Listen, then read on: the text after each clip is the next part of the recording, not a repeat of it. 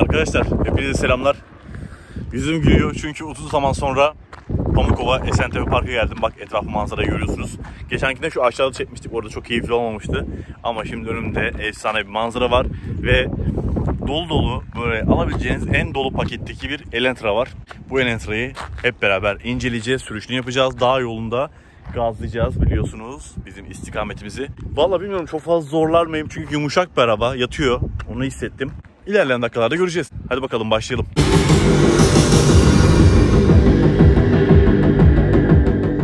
Biraz rüzgar var. O yüzden kusuruma bakmayın lütfen. Hemen hızlıca etrafıma dönüp içeri geçeceğim. Ama hava çok güzel. Vallahi bu havada bu arabanın yanına böyle sandalyemizi kurup oturmamız lazım normalde. Şöyle etrafında aracın yavaş yavaş döneyim. Bak burada eklentiyi görüyorsunuz. Bu sonradan yapıştırılmış bir şey. Zaten şurada biraz bir oynama var. Onu fark ettim. Şöyle az bir şey oynuyor. Çok fazla ellememek lazım. Şimdi bu Elantra 2015 model 136 beygir 1.6 dizel otomatik bir şanzımana sahip. Bunların şanzımanları tam otomatik, yolda anlatacağım nasıl çalıştığını. Biraz böyle farklı çalışıyor. Yani tam otomatik gibi çalışmıyor. Biraz daha böyle yarım daha fazla, çok fazla yarım kavruyor. Bilmiyorum sizin Elantra'larınızda, sizin Hyundai'lerinizde bu şekilde mi? Çünkü i30'da falan da bu kullanılıyor. Sizler de kendi aracınızdaki durumları bana yazarsınız. Biraz fazla yarım kavradığını hissettim. Göstereceğim size onu zaten. Dediğim gibi en dolu paket, elit paket. Bunlara GLS deniyor. GLS adında bir paket oluyor bu. Farlarımızı bir yakalım bakalım. Sarı mı? Şöyle anahtar aslında ihtiyacımız yok. Ben size anahtarı göstereyim öncelikle. Şöyle Hyundai anahtarı kapıyı elimize atıyoruz ve açıyoruz. Mesela şu tuşa basmanız yeterli oluyor. Anahtarın cebinizde olması yeterli. Bu niye uyarı veriyor?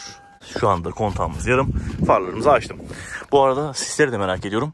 Hemen sislerini de açayım. Çok fazla kullanmıyorum o yüzden bakmadım. Evet şu anda arka, ön ne var ne yok hepsi yanıyor. Hadi dörtlerini de açayım size. Bir görelim. Kapımızı kapatalım. Hop. Vay dışarı nasıl ses veriyor? Çok kuvvetli bir ses veriyor dışarıya. Farlarımız led değil, tamamen sarı mercekli kullanılmış. Bunu güzel bir led farla, led ampulle desteklediğinizde güzel bir aydınlatma verecektir. Uzunlarımız burada. Keşke ikisi beraber olsaydı, o zaman çok daha hızlı bir şekilde selektör yapabiliyorsunuz. Sislerimiz aynı şekilde sarı gördüğünüz üzere. Ama bunların en güzel tarafı şu gündüz ledleri. Gündüz ledleri böyle acayip kıvrılıyor. Benim hoşuma gidiyor. Gece çok güzel gözüküyor gündüz ledleri. Ya bu araba biraz böceğe benziyor. Fark ediyor musunuz? Böyle koca koca gözleri var. İşte bilmiyorum, bana böyle ön tarafı böyle farklı geliyor ya. i30'la aynı galiba ön tarafı. Çok benziyor i30'la.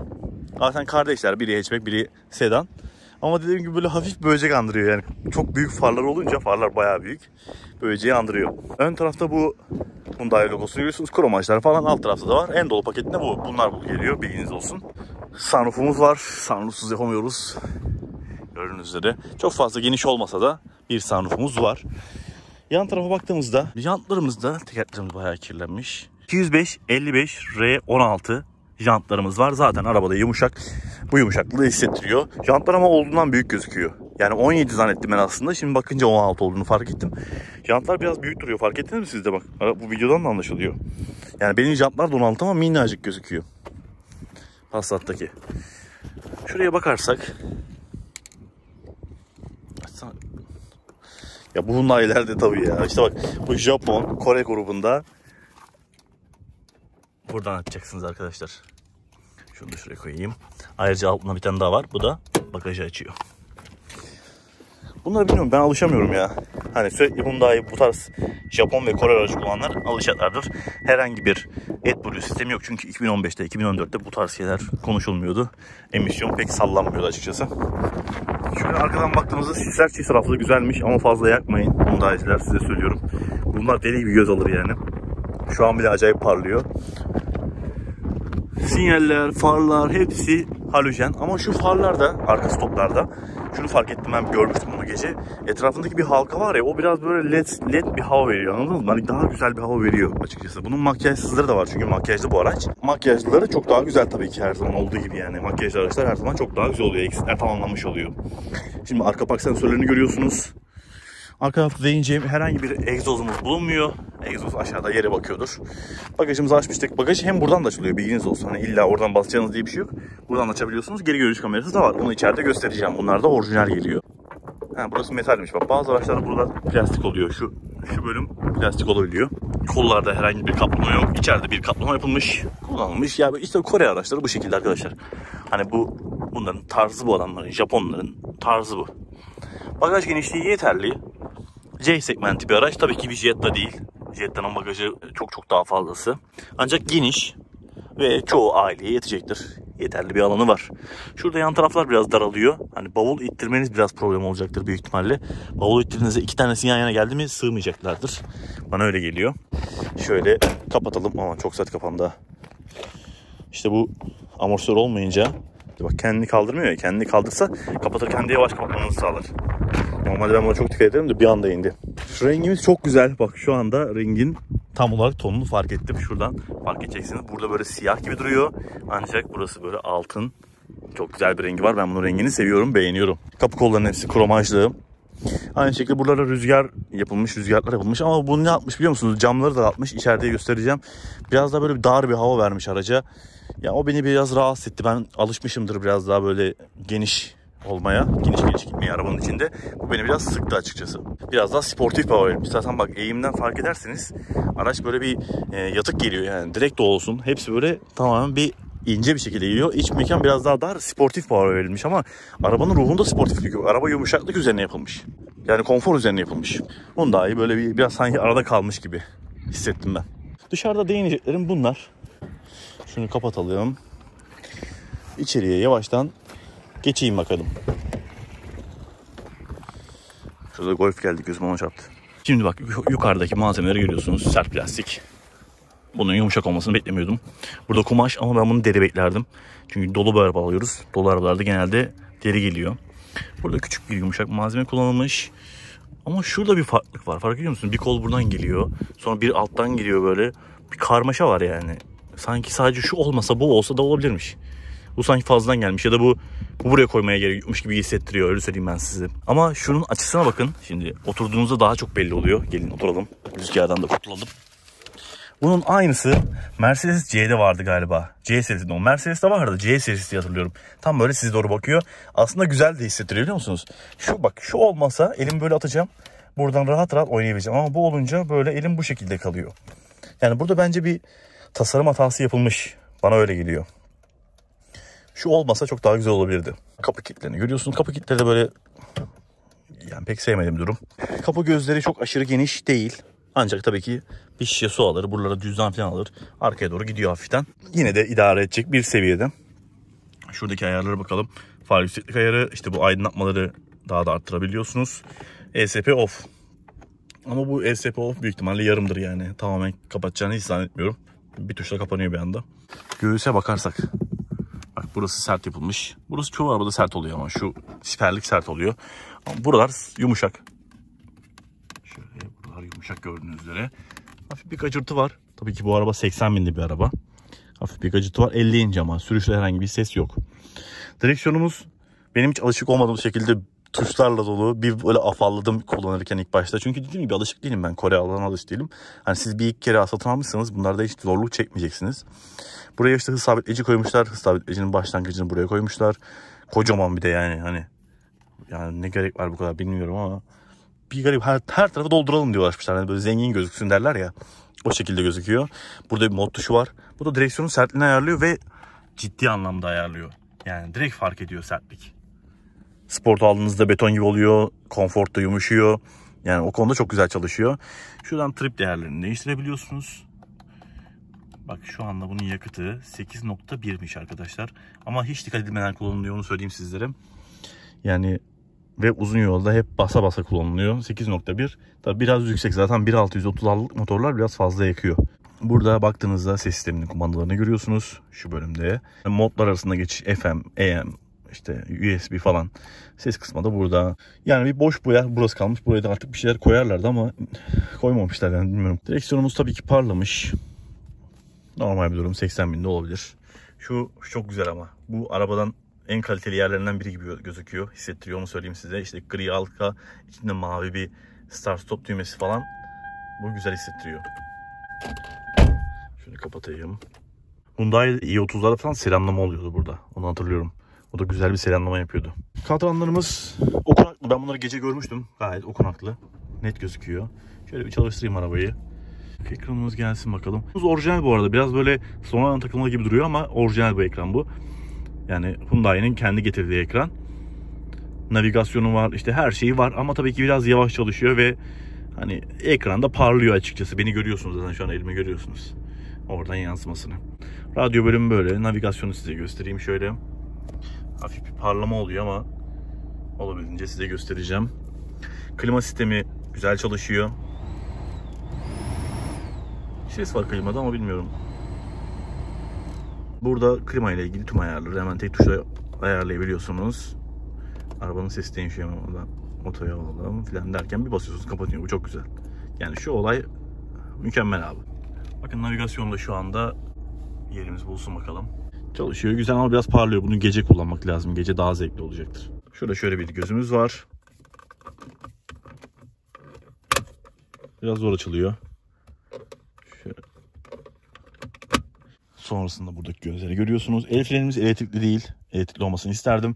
Vites topuzumuz da gördüğünüz üzere bu şekilde tam otomatik bir vites sahip demiştim. Bunun sürüşte artık ben size detaylıca anlatacağım.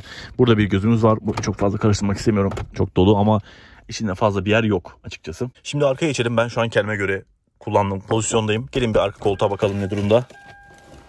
Ya şu uyarı verme arkadaşım. Yani her seferinde bu uyarı vermesi hoş değil yani. Oo, arka koltuklar önlerden çok daha yumuşak. Vay. Hani böyle yataklar olur ya, sizin şeklinizi alır. Bayağı yumuşak. Ve oturma pozisyonu da vallahi şoför koltuğundan daha iyi bir oturma pozisyonu var arka tarafta. Güzelmiş, arka tarafı sevdim. Yani arka tarafta tabii ki malzemeler sert, kumaş kullanılmış ve aynı buradaki. Yani ön tarafla aynı, ben size söyleyeyim. Ön kapı ile arka kapı aynı. Şöyle diz mesafesi bu şekilde arkadaşlar. Ayağınızı şöyle alta sokabiliyorsunuz. Bu da bir rahatlık. Ayağımı soktum alta. Burada böyle bir yer var. Ama ben 1.80'im ve çok geride kullanıyorum. Dediğim gibi bak, ben her arabada şöyle direğin arkasında kullanırım. Biraz geride kullanıyorum çünkü. Çok da geniş değil ama araba. Öyle aşırı geniş değil. Ancak şu var mesela, yatay olarak, yayvan olarak, en olarak bayağı geniş. Bak şu anda ben dipteyim. Köşeye ulaşamıyorum. Yani bu konuda rahat, genişlik olarak iyi hissettiriyor, ferah hissettiriyor. Ön taraf biraz dar hissettiriyor sadece. Şurada bir sunroof'un yükseltisi var. Oraya giriyor sunroof. Size dediğim şu olay, bak rüzgarlardan dolayı içeride böyle bir klostrofobiklik oluşuyor. Zaten cam dar. Camın üzerine bir de bu gelmiş ya. Yani bunu tabii ki sizin takıp takmamanıza kalmış. Şu kadar bir alanda gelmiş. Bu da biraz dar hissettiriyor açıkçası. Öyle. Arka taraftan da diyeceklerim bunlar. Arkada havalandırma var. Aa, kolçak var. Vay. Ama işte kolçak tam Japon Kore tipi ya, bak. Yani şöyle durayım demiyor yani. Şöyle durayım demiyor. Altına hemen bir şey sıkıştıracaksınız. Eğilmeniz gerekiyor şöyle. Hemen sürüşe geçiyorum. Yollar kalabalık. Dikkat edeceğiz bu sefer. Ona göre kullanacağız. Hadi gelin bakalım gidelim. Arkadaşlar sizi kafama aldım. Şimdi sürüşümüze geçiyoruz bakalım. Şöyle Elantra'nın motoruna, vitesine, yol tutuşuna bir bakalım. Tabii ki bizim yollarımızda. Bilmiyorum Elantra'yı daha önce böyle yollarda zorladılar mı ama deneyeceğiz bakalım nasılmış. Şöyle arabamı çalıştırayım. El frenimizi indirelim. D'de şu direksiyonumuzda sport alalım. Yavaştan sürüşe gidelim. Sunroof'u görüyorsunuz. Ön tarafta herhangi bir park sensörümüz yok. Olmasını isterdim açıkçası. Şurada bir basalım bakayım.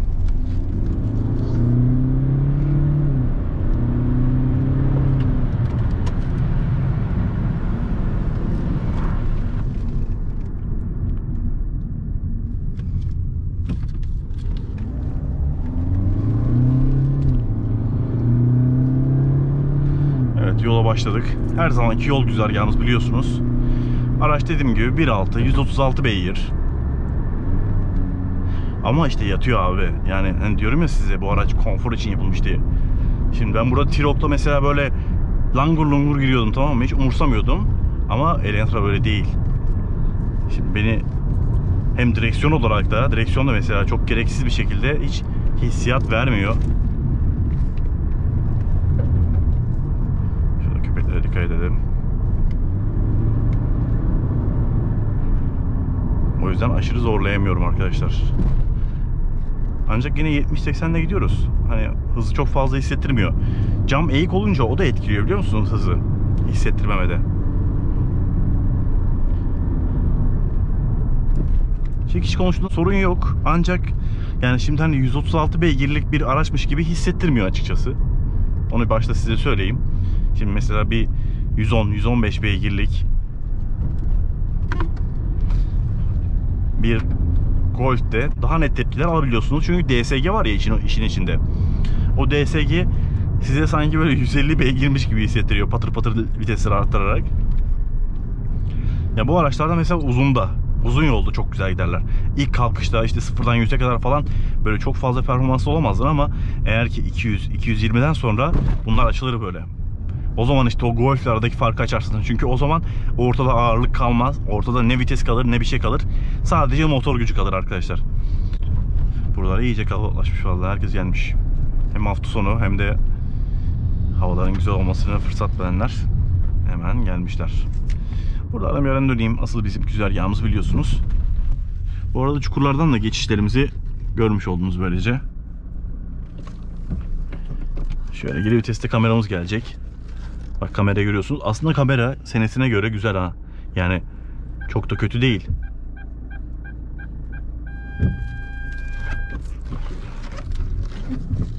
Herhangi bir geri salma yok tabii ki tam otomatik olduğu için. Ama direksiyon böyle çok yoruyor beni ya. Bayağı sert yani. Bunu biz ne yapalım? Normal alalım. Bak görüyor musunuz? Yani yarım debriyaj yapıyor. Yapma ya. Bak yarım. Bak şimdi ben nasıl attığını göstereyim size. Hop. Gördünüz mü? Manuel'e aldım. Ve vites yerine oturdu. Bak şimdi yine yarım debriyaj. Heh. Biraz fazla da yarım debriyaj yapıyor D'deyken. Yani ben daha net tepkiler vermesini isterdim. Bak şu an çok bozuk yollardan gidiyoruz. Bir de onu söyleyeyim. Böyle içeride ses gürültü yok. Şöyle traktörü geçeyim.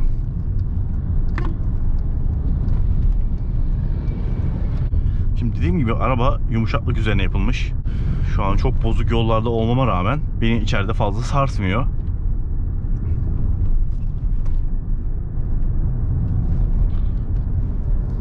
Oh be, direksiyon vallahi rahatlattı beni. Spordayken yani gereksiz çok sert yapıyor. Şu an daha iyi. Buralarda çok kör nokta.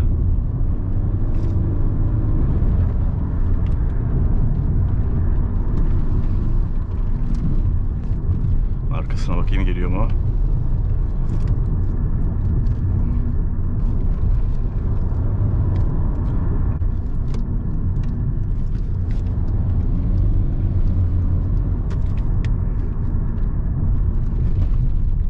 Topaşık.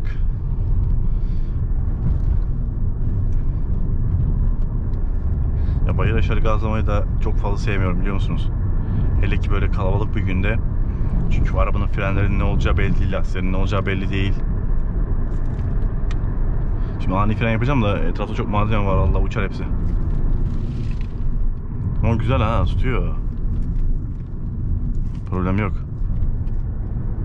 Asıl şimdi bizim manzaralı güzergahımıza geçiyoruz.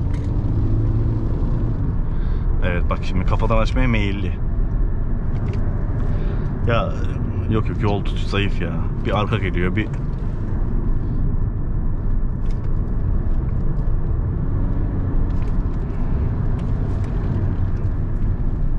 Yani buralarda yavaşlamam lazım. Öyle hissettiriyor bana.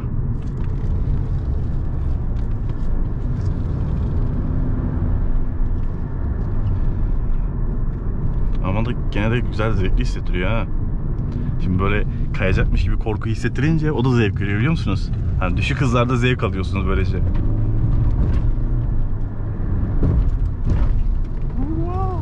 Wow. Arkadaşlar arka taraf geziyor. Arka taraf geziyor. Aman diyeyim valla. Hyundai'ciler yazsınlar, bak ben söyleyeyim, onlara dikkat etsinler. Arka taraf geziyor yani bildiğiniz. Ya çok iyi bir lastik alacaksınız bu arabaya.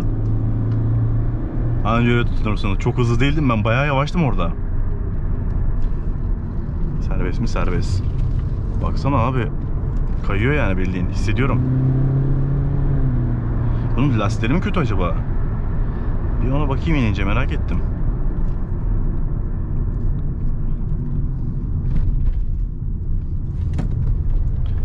aynı yollarda ben T-Roc'la da gazladım mesela. Kesinlikle alakası yoktu. Ya tabii ki o hani yeni bir araba, onunla da kıyaslanmaz ama bu da 2014 yani sonuçta. Ya Hyundai'lerin biraz da aslında huyu bu şekilde, öyle söyleyeyim size. Hani adamların hızla pek işi yok. Şöyle açalım sunroofumuzu. Zaten bu arabayı hızlı gitsin diye yapmış adamlar değil. Biz ama hani ne olur ne olmaz. Virajlardaki hakimiyeti nasıl? Diyelim ki bir viraja hızlı girdin. Ya da tedbirsiz girdin. Bazen mesela bilmediğin yollarda bir anda karşına viraj çıkabiliyor. Öyle bir durumla karşılaştığında ne olacağını aslında göstermeye çalışıyorum sizlere.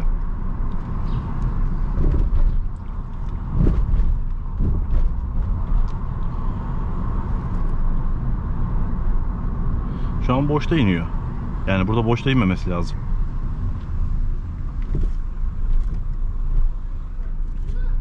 Şimdi farklı bir vites yapısı var ya. Şöyle hafif klima açayım. Alev aldık. Nasıl, zevk aldınız mı? Biraz işte korkutunca da zevk veriyor, biliyor musunuz? Hani böyle çok hızlı girmek ayrı bir şey. Ama böyle yavaş girip de korkmak, o da çok ayrı. Şimdi ben bunu mesela Astra'ya kıyaslayayım. Çünkü Astra C de aynı şekilde bu arabayla beraber C segmenti bir arabaydı. Bu ama sadece biraz daha Astra C'ye göre heybetli duruyor. Dışarıdan daha heybetli duruyor açıkçası. Astra C'de mesela yol tutuşu, yani şimdi bunu da kıyaslıyorum da o iyiymiş yani. Şimdi bunu binince anladım.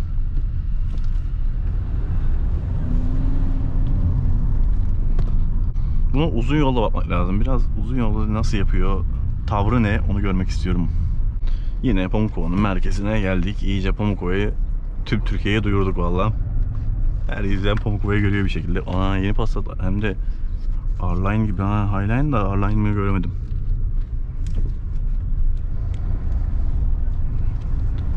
Şimdi birazdan da uzun yola çıkacağız. Orada ben size motor gürültüsünü falan anlatayım. Tofaşçı kardeş, ne yapıyorsun? Polis amca Escort'a kafayı taktı. Ona bak, geliyor abi, kaldıracak. Escort beklemiyor ki yanında. Bir yola çıkalım bakalım. Bak diyorum ya abi, sürekli yarım debriyaj yapıyorsun ya. Yani çok sinir bozucu ya. Yani bu kadar beklemem yani. Bak şimdi. Bak.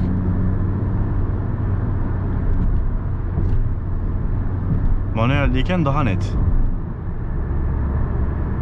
Tabii bak. 4-5-6'da bu yarım debriyajı fazla yapmıyor ama 1-2-3'te çok fazla yapıyor. Sizin araçlarınızda böyle mi bilmiyorum. Dediğim gibi hız sabitleyici buradan ayarlayabiliyorsunuz. Hatta ayarlayayım. Hız sabitleyici bana göre değil ya. Ben sevmiyorum hız sabitleyici. Megan, oynamayalım. Beni sporta aldırma. Şimdi bak, 100 kilometrede gidiyoruz, tamam mı? Bir sürede gidiyorum. Araçta bir yol sesi var belirgin bir şekilde. Rüzgar sesi şimdi başladı. Gelirken rüzgar sesi o kadar fazla yoktu. Ya rüzgar arttı. Rüzgar sesi o kadar yoktu. Motor sesi de fazla değil arkadaşlar. Motor sesi normal. Mesela şu anda motor yükte. Hani gır gır yapması lazım. Öyle fazla yok. Diğerleri daha ağır basıyor. Şu anda rüzgar sesi biraz fazla gelmeye başladı. Şöyle bir markete uğrayacağım, sonra geleceğim. Önde park sensörü isterdim ama önde park sensörü yok ya. Start stop yok. Birazdan görüşürüz. Evet arkadaşlar, tekrar yola çıktım. Şimdi bak, bir de vites oranlarına bakalım. Bunlar önemli şeyler. Bakalım, 6'dayız. Evet, 6 ileri bu araç. Şu an bak, 100'le gidelim bir. 6. vites. 100 kilometre tam olarak 2000 devir. Onu biraz arttıralım bakalım. 120'ye kadar gidelim. Evet, şu anda 120'de 2400 devirde. Arkadaşlar, Elentra'dan anlatacaklarım bu şekildeydi. Yani sürüşünü, işte karakteristiğini falan anlattım. Umarım sizler de beğenmişsinizdir videoyu. Ya, bu konfor için alınması gereken bir araba. Yorumları size bırakıyorum. Kendinize dikkat edin. Görüşürüz.